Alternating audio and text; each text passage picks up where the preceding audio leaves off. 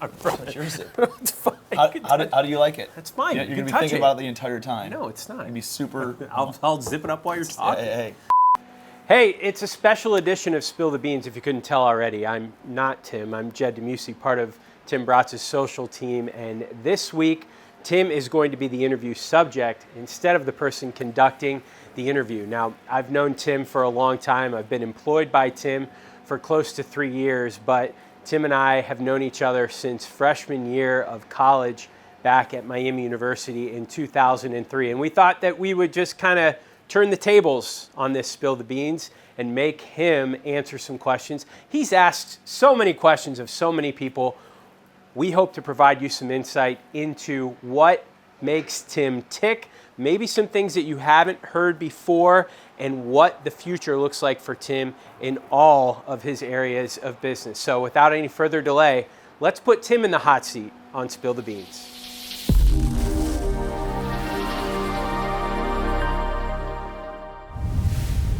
Tim Bratz. Hey, Jed. This is a reverse Spill the Beans. So should you be drinking like tea, or should we say goodbye instead of hello, or should it just be completely backwards? We can do all those things if you want. Great. Well, we'll just say hello. This conversation could go a couple different ways. We could kind of dive into sort of our backstory. I mean, I feel like a lot of people kind of know your entrepreneurial journey. I think more people would be interested maybe in some things that they haven't heard. Like, we've heard about the painting company. We've heard about, not that it's not important to your story, but maybe like, has anyone heard about the trip to Indiana when you got a speeding ticket? Should we talk about that? Should we talk about... Or what happened thereafter? Well, but just sort of, I don't know, where would you like to go with this conversation? Because I'm happy to sort of facilitate any sort of area that you would like to go. I don't know, man. I think there's a lot of things. I've gotten, nice comments from people saying, "Hey, man, I never heard that part of your story before," or whatever, like going deeper backwards. And then, but I mean, we've gotten into a lot of things from college when you and I did a Spill the Beans. We got into a lot of the early stuff with my dad when I did a Spill the Beans with my dad. Obviously, what I talk about the most is graduating from college and that journey since then. But dude, there's been a lot of variables in the marketplace, right? In the real estate world, in the business world over the past 12, 18 months that have thrown a lot of people for some loops. And so we could talk about that and kind of the narrative that people are telling themselves in their own heads right now, and go down that road or whatever. Sure. I'm game. I mean, you know me better than most. So well, yeah. What kind of feedback are we getting on social media? What do people want to hear about? Yeah, I think a lot of people want to know that you are talking to a room full of people when you are actually talking to a room full of people, because I think a lot of people think that our social media is staged, that you're talking to no one. That we're hosting. We actually never do that. The only content we create is actually like in a room, like real time live stuff. Yeah. I think one of the things that I think I knew very early about you was that you were very passionate in whatever you decided to pursue. Now, whether that was on Cook Field playing ultimate frisbee, whether that was going out on a Friday night, like you were intent on having fun, or I've always been all in or all out. Right. Yeah. And so I guess I just kind of wonder where that sort of drive, because it was there when I met you, it was there. You could tell that you were the type of person that was going to push people. And all of the girls I've ever dated, I had to sort of, before they met Tim, I had to say, hey, Tim's going to be abrasive. He's a great guy. He would do anything for me, but he's going to push you in a way that's going to make you dislike him. So it's for their own good though. It was pushing them outside of their comfort zone. Sure. To develop as humans, right? So, I mean, you had two older brothers. Yeah. Did it come from that? Like, where did sort of that personality come from? Dude, I don't really know. Maybe it was. Maybe I have two older brothers. One's 5 and the other one's 7 years older than me. Yeah, I mean, I don't really know early, right? Like a lot of people have this thing early in their childhood or some sort of traumatic event that led them down a road of certain personality traits, behavioral traits, and I don't really recall or have that, not in my conscious brain, anyways. Like grew up with incredible parents in a very upper middle class kind of a lifestyle, and but my dad, dude, he was a cop, and so like I'd go and he'd drive me around, and he had like the security business, so he'd drive me around to the factories and foundries and the apartment complexes that they handled the personnel security for, and I remember comparing it, right, and comparing it to what I've got, and it's not like my dad's kind of like he's not worth millions and millions of dollars, but he's kind of like the millionaire next door, right? Yeah. And he lived on less, saved over a very long amount of time in order to accumulate his wealth, and doesn't live a lavish lifestyle, like very, very simple. But I guess my point is I don't come from boatloads of money. I don't have a trust fund. There's nothing like that. But the principles of wealth building, the principles of living on less in order to save up and invest your money and that kind of thing, I got at a fairly young age. Entrepreneurship, right? Like he built his wealth that paid for our vacations and paid for our house and all that kind of stuff. Not from his full-time job, but from his part-time business. So that resonated with me.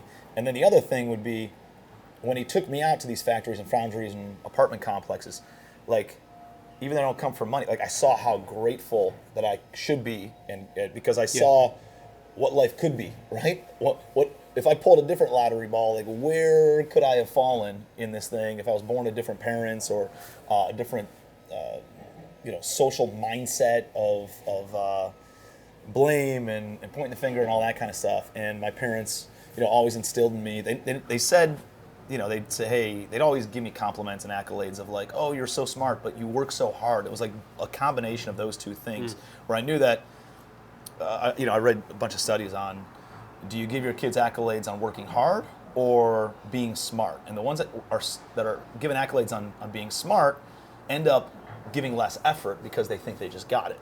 Sure. Versus the ones who are told, oh, you worked so hard, you did a great job, the hard work paid off, those kinds of things end up making them want to continue to work hard and give them more of an effort, and then their progress and their results increase. And so looking back, my parents gave me both of those things, but I also understood that life could be very different than the way that I was raised. And you hear these stories about like the first generation earns it, the second one enjoys it, the third one destroys it. And I had this conversation with John and Brittany over the weekend when they were in town visiting, and thinking about, how do I make sure that I'm not the one who destroys it. And like my dad would be probably first generation. He was very, very, very poor growing up, and then lived a very middle class lifestyle. And then, I've been able to utilize that as a stepping stone to build more wealth. But I think when you're given that opportunity and given that ability, there's a sense of responsibility in order to do big things and pay it forward and help other people. And I think I realized very early on, my mom's big into volunteer work in the school system and education and all those kinds of things. And that really influenced me from wanting to pay it forward and teach and coach and mentor other people. And so, again, it goes back to that whole, when you have the ability, you have the responsibility. Yeah, so many questions come to mind. I think one of the first ones that I think about is, one of the things that really surprised me, came on the team in 2021, and I knew a lot about you just because we've been friends for, since 2003. I think one of the things that really surprised me is how much you struggled, and hanging out after we graduated college, 2 or 3 times a year at best, that kind of thing. There was never any belly aching. There was never any, the things that happened to you, that people, if they've followed you for any amount of time, know about, paying for gas out of the coins in your cup holder, and the countless other stories you could tell, you were never interested when that was happening to you to relay that to your friends. Only after you had sort of moved past that was that part of things that you were willing to share. So I guess my thought is, why weren't you vulnerable then, and what made you feel like it was important for you to be vulnerable sort of after you moved out of that? Yeah, I think that's a good question. I think, I'd love to take the accolades of saying, oh, well, nobody wants to hear my bitching and complaining and all that stuff, but I don't think that, it was probably more of a pride thing of like not knowing could I make it, not knowing am I doing the right things in business, and am I putting in the right work, and am I focusing on the right activities, and it was probably trying to navigate it, not bitch, not complain, because one, nobody wants to hear it, but two, well, am I even doing the right things in business? I wasn't really a success to that point. Although, dude, I had 10 rental properties at the age of 25. That's pretty cool in most circumstances. But I never felt like I made it. I always felt like, not necessarily imposter syndrome, but a little bit of that of like, I'm not there yet, but let me get to the point where then I can start sharing my story, kind of a thing. And so I think there's a little bit of that. And then a quote that I actually heard just in the past like 30 days was somebody was telling me that their pastor, when he shares stories and he preaches, he said he preaches from his scars, not from open wounds. Because if he preached from open wounds, he'd be bleeding all over everybody, and you get real emotional and not logical. So I think there's a little bit of that of wanting to see how it shakes out first. I think there's a little bit of let the wounds heal, right? Let's get in a better spot, and then you can talk about the lessons learned. Because a lot of times, and you've heard me say this to the mastermind stuff, is like you can't see the picture when you're in the frame. Yeah. And a lot of times, man, you're in this. The walls are coming in on you, and you're trying to figure out how do I get out of this situation. And I feel like if you try to teach or mentor or share from that position, it's not this objective view, right? Like you're very subjective to whatever you're going through at the time, and it's a lot easier once you're on the other side of that, non-emotional, and looking back. Here's what I wish I would have done differently.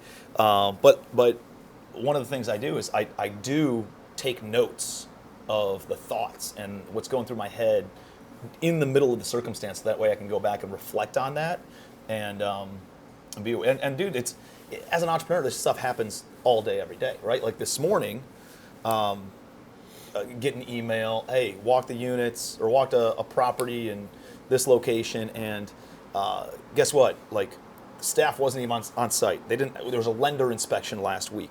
They didn't have any of the keys prepared. We walked into units that were supposed to be vacant and trashed out, and there was shit everywhere, right? There was malnourished dogs that were in there for like 2 weeks that the site level staff never even went in and ensured that the person was out, changed the locks. None of that stuff happened with the management company. So I find out about this stuff today. This is 101 stuff that the management company should be doing. They're not doing. We terminated the management contract, and we're now working on making these changes. But dude, it's like when my dad always said, like, it's lonely at the top, right? Like, it's lonely, at the top of an organization, right? Like, there's levels of problems and shit that you have to deal with that the team doesn't see, or you don't want them stressed out about those kinds of things, and so you don't share those kinds of things. Not that you're trying to hide from them, but it's like there's other things that are important, and you want them focused on a certain activity. And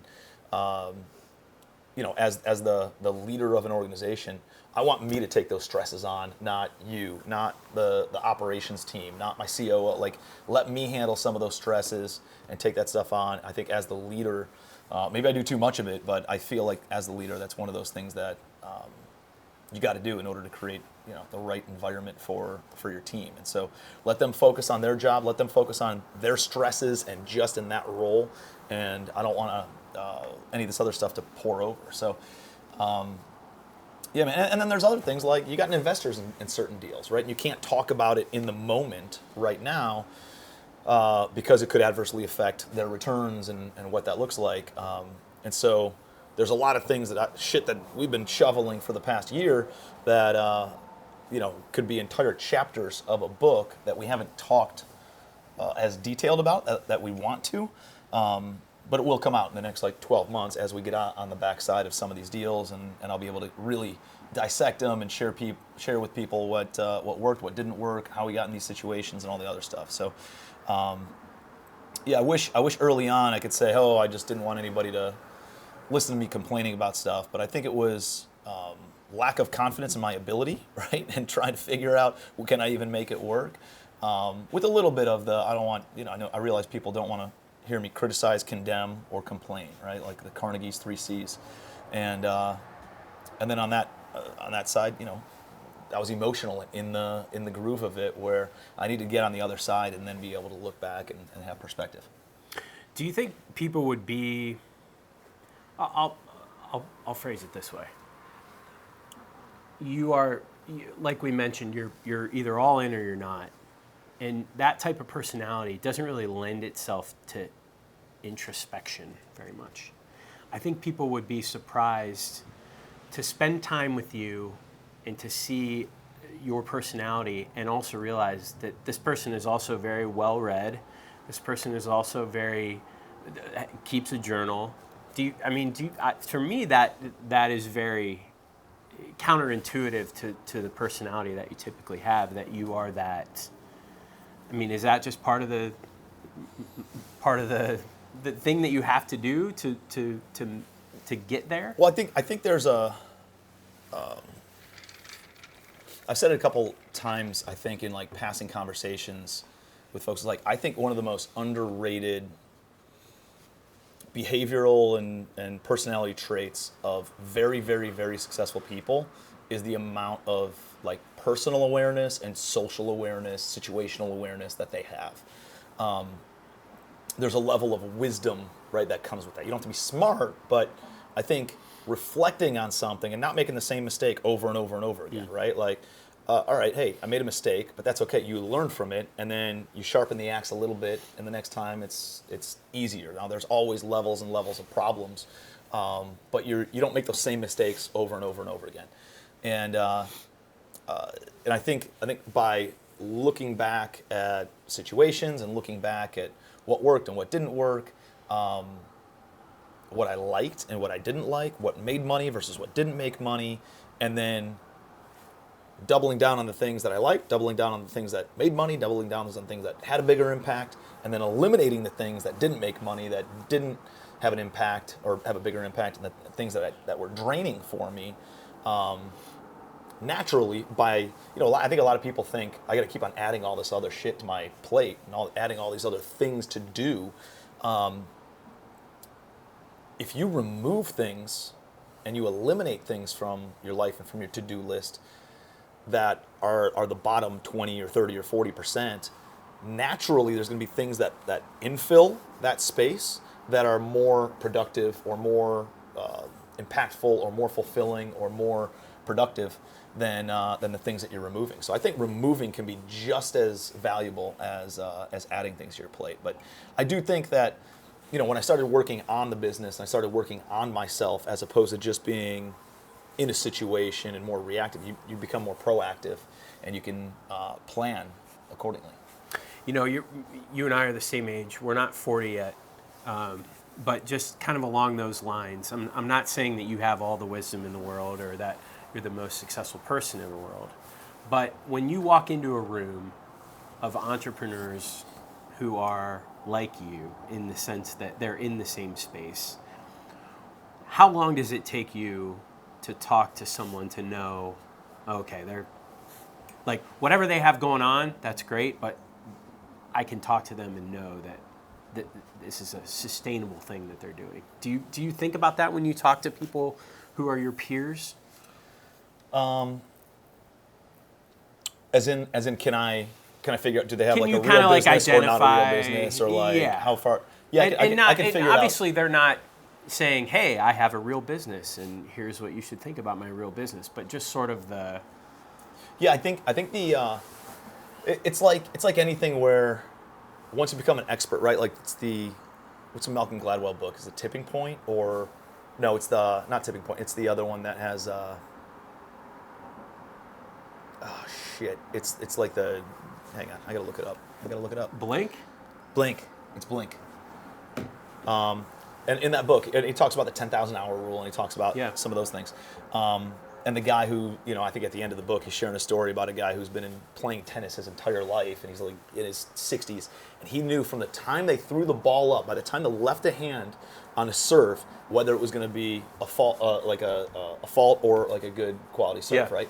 And he could predict it every single time, and that doesn't come from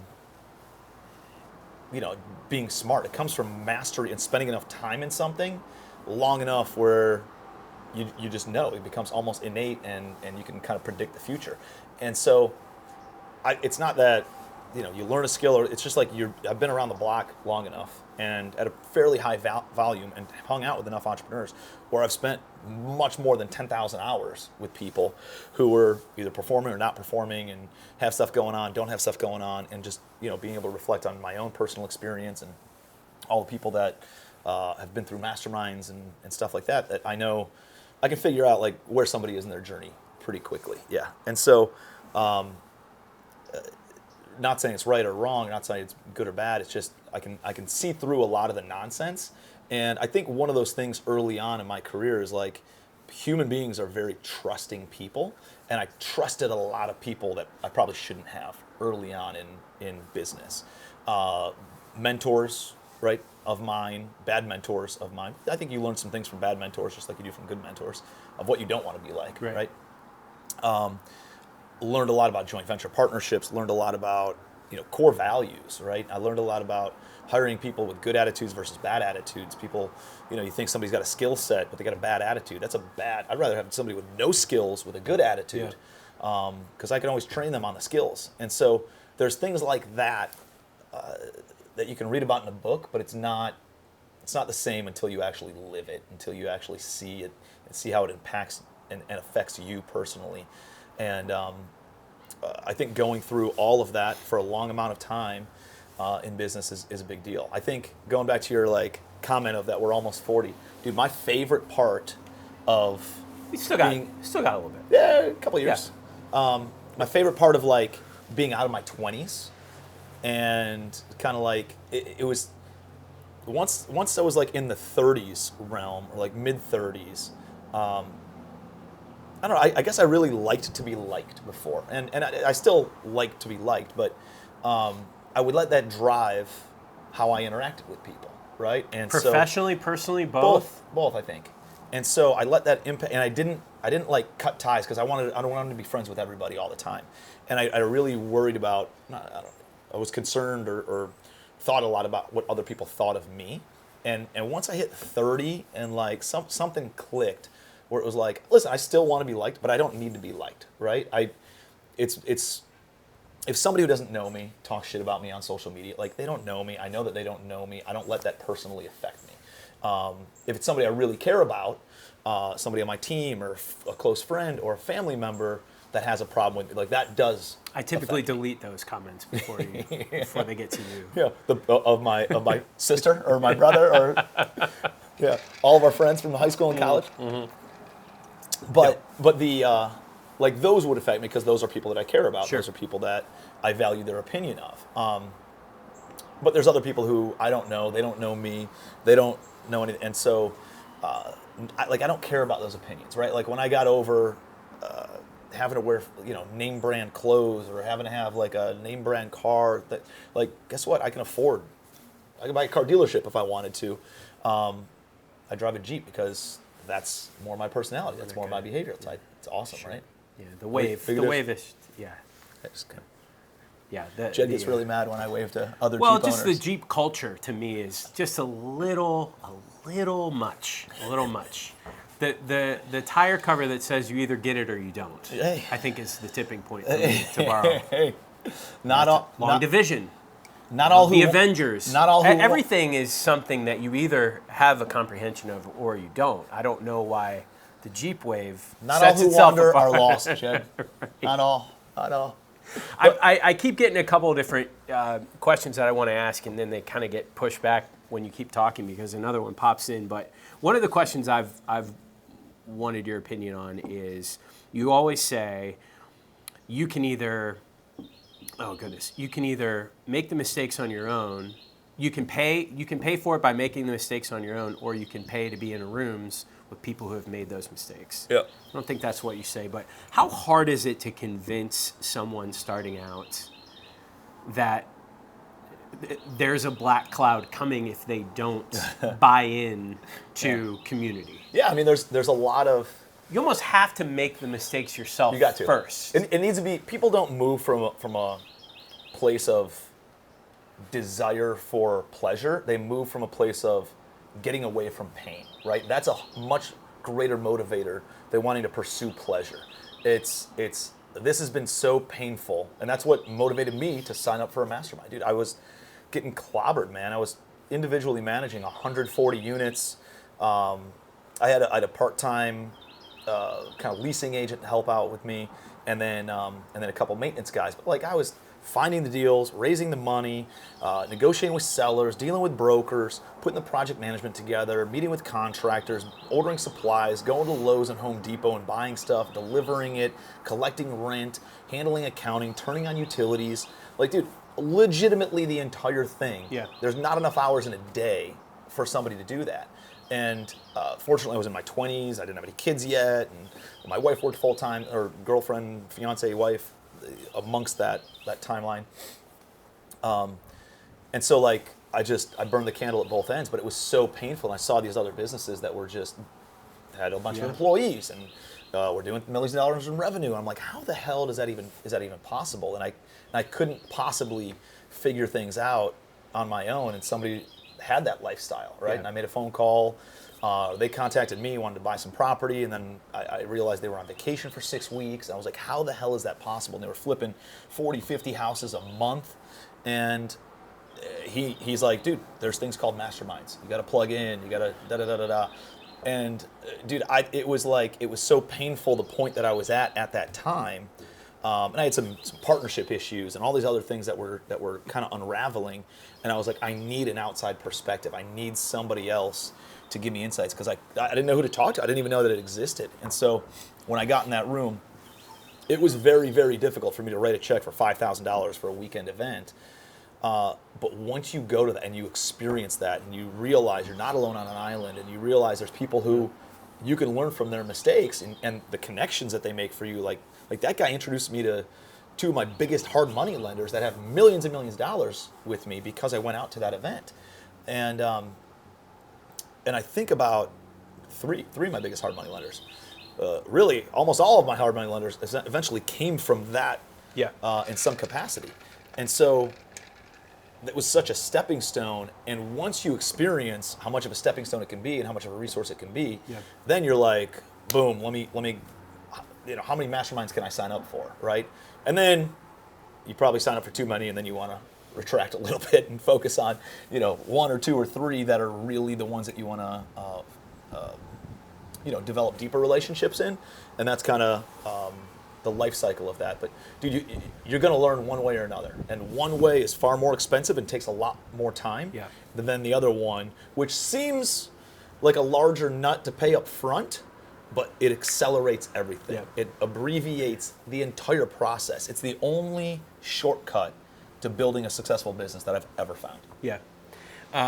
You're very introspective, as we mentioned. There's a lot of time that you set aside for gratitude. I know that there's videos on YouTube describing sort of how much weight gratitude has in your life and all that kind of stuff. And you're obviously, you don't want to make the same mistake again. But I wonder how often you think about, because here's what I'll say. When we go to the Legacy Summits, there are people who come up to me and talk to me about you. And I wonder if, I'm sure that they do. I'm sure that they say those things to you as well. But obviously, as your employee, it hits me one way. But obviously, as the guy who I know for even longer, it's even more of a point of pride for people to come up and say that to me. People in your mastermind, Legacy Family, how often do you think about how much you've affected their lives? Other than maybe they shoot you a message or something. But I mean, it's they come up to me at the cocktail hours, and and it's awesome. But again, I feel an obligation, not an obligation, because I think the word obligation has like a negative sentiment to it. But like, I feel like there's a responsibility, right, on me to make those connections and help these people with their lives and develop their businesses and build their wealth, because I know that they're going to make a bigger impact, Sure. And so it's super fulfilling. And I've told you before, like, dude, I've done an exercise back it was November of 2019, where it was like, here's all the things that you do, here's all the things that you participate in, here's all these, and I wrote them all out, and then you rank it or rate it, number 1 to 10 rate, right? From how much fulfillment you get versus how much you don't get, right? And hosting masterminds hit 9 out of 10 boxes on fulfillment for me. Sure. Because of the amazing letters I get, right? And I don't expect all the accolades and stuff. Like, the magic happens. Like, it's cool that I kind of put it together, and I'll take responsibility over that. But what's really cool, dude, is just I'm really proud of the people that have come in, and the magic happens itself if you put the right people in the room, right? All I did was put the right people in the room, and then it attracts more amazing people, and then the magic happens from deals and networking and health challenges, right? And fitness challenges and wealth building challenges and deal flow and funding and opportunities and better relationships and people going on vacation together and going on African safaris together and going on fishing expeditions together and visiting each other up in Alaska and all these amazing things that would have never happened if that first domino wasn't created, which was the mastermind. And then it's kind of a self-perpetuating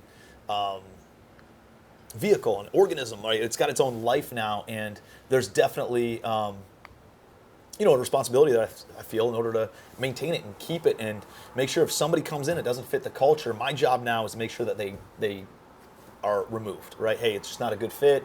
I'm sorry because of this or that, and that otherwise it kind of has a life of its own. And so it's amazing to hear everybody's. Well, I mean, there's a certain I mean, I think when you started, and I'm not trying to put words in your mouth, but I think when you started, it was about how many people can I get to buy into this, and now it's more of how many people. It's more about the quality of the people who are in it, and making sure that the people who have stayed in it, who you see on Facebook that may not contact you, be like, hey, I just purchased a self-storage unit, or you're probably not the person that's going to give yourself credit for pointing them in that direction. But it's when I see it, I certainly think that you deserve at least some of the credit. So now it's about, how do we make sure that the people who have believed in you and who have stayed around are still getting filled with the new people who are coming in? Yeah, well, I think there's, like I've been in Mark Evans' mastermind for 8 years, right? Going on 9 in the new year. And so why am I still there? Well, there's still amazing people and that I do business with, that I know that I can pour into. I know that they become just good friends. We go on vacations together and all those kinds of things. And so I see that in Legacy Family, and I know where Legacy Family is going because I've seen other masterminds that have been around for a decade. And to your point before is like, yeah, I built it kind of as a business also, where I thought that, hey, let's get this to 1,000 members, right? And make this a multiple 8-figure business. And then I was like, the culture is too important to just push quantity. And instead, we've made this big pivot where we're going to cap membership and just make sure, because there's enough deals and there's enough opportunity with a few hundred members rather than you don't need 1,000 plus members. And so I'd rather just have really, really quality people who want to link arms and run together for the next decade or 2 decades or 3 decades. And dude, I can only imagine what that looks like, right? I've been in other masterminds where 10 years ago, it was about, how many houses you're flipping this month? It's 3 houses, 5 houses, 10 houses. And now that's accumulated to guys turning down offers for their businesses that are $20-25 million, or people buying their own private planes now and their own yachts at a couple $1,000,000 a piece. And then all of a sudden it's just like, I don't know, can you imagine what it looks like for all of us to win together over the next 5, 20, 30 years? And what that looks like. And that to me gets me excited, is that I know that everybody's just getting started, right? Legacy Family's only been around for 3 years. Yeah.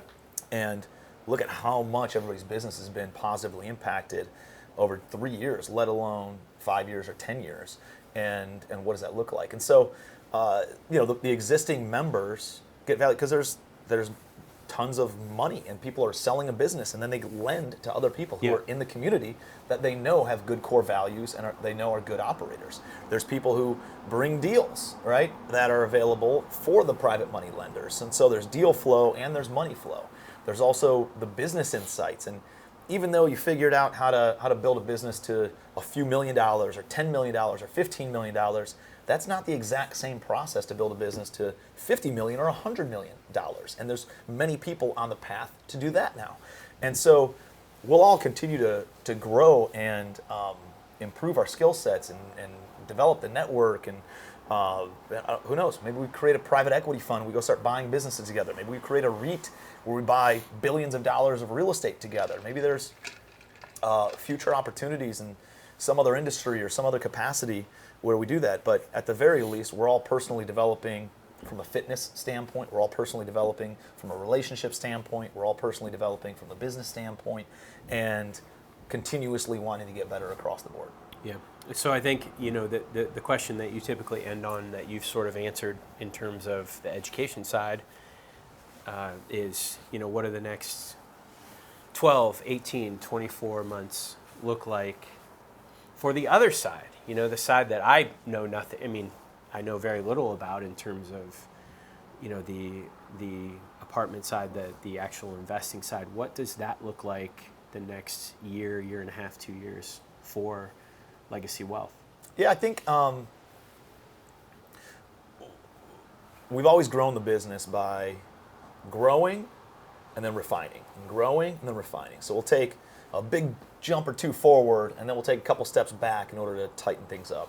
And we bought a lot of value-add properties in 2000, from 2015 to 2021, and the market has changed a lot. Like that worked. Like that whole BRRRR method, buy, renovate, rent, refinance, worked when interest rates were super low, and appraisals would come in higher than what you could even sell a property for. So if it comes in high, let's say an appraisal comes in at 10 million, but you could only sell it for 9 million, and they're willing to give you 80% on this loan, dude, you're getting almost as much money off the table on this $8 million loan as if I sell it for 9 million after closing costs. I'm pretty much, but now I get to keep the asset and it's tax free and blah, blah, blah. So like that method worked amazingly until the market shifted, and the BRRRR method no longer works very well now because appraisals are coming in shorter, interest rates are higher, and it's just not a good method. But that's not my entire business model. It was a tool in the tool belt. And so we've pivoted heavily towards like cash flowing properties. And the other thing that we've done is like, I realized I don't want the heavy value add stuff anymore. I'll do a couple new construction deals at all times because that's a great product. It's kind of the value add, but predictable, new, all those things. But we're pairing, one of those with 2 to 3 just steady cash flowing properties. Properties that are, I looked at some of the biggest owners, the biggest developers, the biggest investors that I know with the biggest balance sheets and the most amount of wealth. And I realized they buy good properties in good areas. They in-house manage those properties, and they put good financing in place, and they hold them forever, right? Those 5 criteria. And so that's what I've pivoted towards. I'll go pay a retail price for a property at as long as the cash flow is better than break even. As long as the cash flow, the net operating income is more than my cost of capital. And so we're looking at a lot of those kinds of deals. Some of those are triple net leases. Some of them are, like warehouse and flex space. Some of them are apartment buildings. We'll probably always stay heavier in apartments. So we're growing that way by new deals. But you can also grow by not having to buy more deals. You can grow by looking at your existing portfolio and figuring out, instead of me making $1,000 per unit for rent, how do I push it to $1,100 per unit for rent? And how do I add more value to the tenants to where they're willing to pay more in rent? How do I add more amenities? How do I add more services? How do I reduce the expenses where it's not it's not a 50% expense ratio. Maybe I can get it to 45 or a 40% expense ratio. If I can do that, I'm increasing the net operating income on these properties just as much as buying more doors. But now I don't have the headaches of buying more doors, having to raise the private money, having to sign on more loans or any of those things. These are existing properties that I'm already familiar with, where I can increase the income, decrease the expenses, and grow that way. So we're going. Sounds like a much more mature approach than maybe you would have espoused a few years ago. I think growing door count is definitely an ego play, and I've realized like that's not the long term play, right? Like to me, ego is kind of out the door now, and I don't have to worry about any of that stuff. I've shown that I can build a 5,000 unit portfolio, and there's a lot of bullshit, man, that comes with it. There's a lot of headaches that come with it, and I don't personally want. I'd rather have really, really good properties. And I'm not saying that you couldn't have both, right? Like I got buddies who own 4,000 or 5,000 doors that are great properties. But there's also a level of responsibility that comes with it, loan sponsorship that comes with it. You got to raise a lot more money for all those kinds of things, and especially with Annabelle being born a year ago. Happy birthday to Annabelle. Thank you. And seeing how quickly these kids grow up, I'm like, you know what? I'd rather just kind of scale back, maybe for a few years, and not scale back, but not pour gas on the fire like I have, right? And just enjoy the time with my third child, where we'll still buy a handful of deals every single year. We'll still improve the portfolio. We're going line item by line item on existing properties to figure out where are we spending money. If we can reduce expenses into just a few different parts of our profit and loss statement, that increases margin by 4, 5, 6%. That makes a big deal. And a positive impact on the portfolio. We're finishing up some development projects over the next 6 months, and getting those to the finish line, and getting those leased up and refinanced. And so, I think those keep us busy enough. We're taking management in-house on a lot of properties as well, so we have a little bit more control, real-time analytics, things like that, where we can run a better business because of that, as opposed to relying on third parties. So we're improving in all those ways, as opposed to just pushing the envelope for how many deals can we take down. I'd rather do that by just improving the property and the portfolio. So we're focused on that operationally, and then we got some good business, like Q's business, Legacy Digital, on the social media marketing is doing phenomenal, and she's growing like crazy, doing some amazing things. She's probably picked up another 2 clients since we've been talking. It seems like she's just picking up clients left and right. Yeah, she's got a wait list on it, and because of the amount of value they deliver at the price point, right? And so that's really cool and really exciting to see.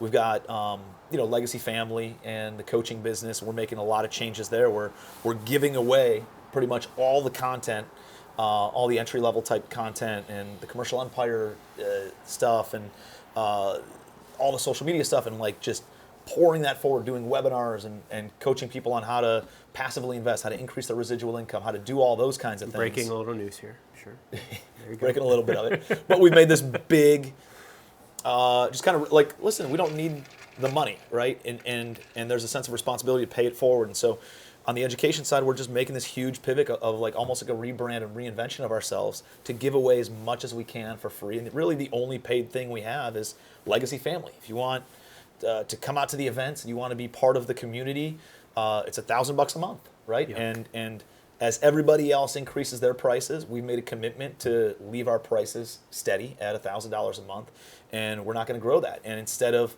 growing the membership base to 1,000 people, we're going to cap it at probably around 300 people and just leave it there. And so we're excited about that, of increasing the quality, which will then increase the quality of deals, which will increase the volume of deal flow that goes in there. And I love the people that are in Legacy Family right now, and I want to really, really protect that. And then we have smart management, the software, the AI software that's coming out for property management, project management, acquisitions, dispositions of commercial real estate.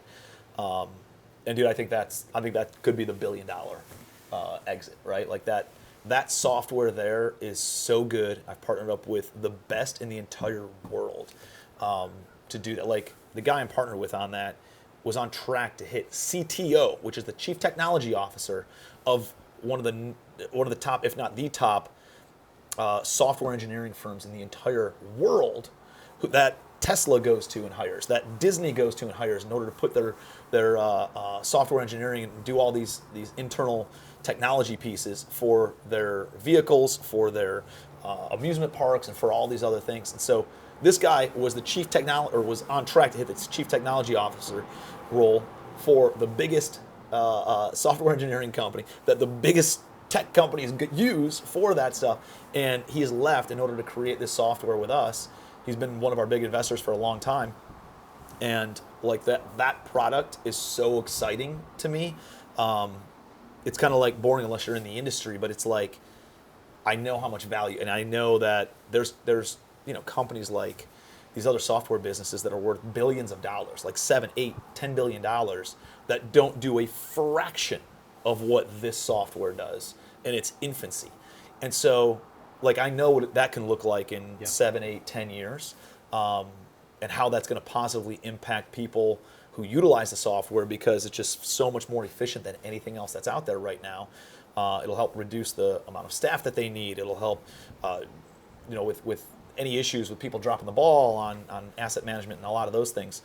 And because of that, it'll drastically improve the operations of a lot of commercial properties.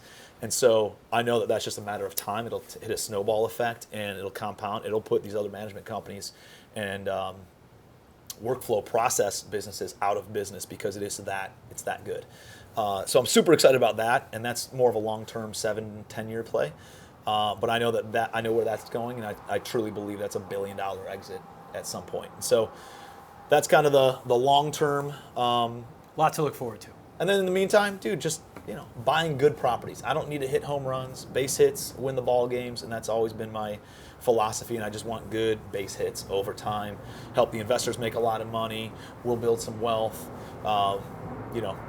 Ingrain the team into some profit sharing or equity type positions, and eventually set them up to build up a lot of wealth too. And that's a big pivot of ours over the next 12 to 24 months as well. Yeah. Well, I think the Indiana State Highway Patrol breathes a big sigh of relief. We didn't get into that story. So, Tim, obviously, I think the statute of limitations has passed, thank God. Which is why we should have talked about it, but maybe next time. But maybe not. I don't know. Tim, obviously, I appreciate the gainful employment that you've provided, but your friendship means more to me than that. So, thanks for sitting down and being the subject to the interview rather than giving it. Appreciate you, brother. Hey, and we'll see you next time on Spill the Beans. Well, I hope that was insightful. I will take off the hosting hat and give it back to Tim for the next episode of Spill the Beans, but hope that you enjoyed that conversation, and it really was enjoyable for me to kind of get some of the questions that I don't really have an opportunity to ask him and get some of the answers, and hopefully you got some insight that you don't typically see from Tim. He speaks a lot. There are a lot of keynotes that he does, and I edit a lot of his videos, so there's a lot of stuff that I hear on a day-to-day basis. A lot of it is repetitive, and that's important, but I hope that you gain some insight that maybe you didn't have before on this episode. We would appreciate you liking, subscribing, follow Tim on the Legacy Wealth YouTube channel. Anything you can do to help us get ahead of the algorithm and get this in front of more people, we appreciate it. And Tim, we'll see you next time on Spill the Beans.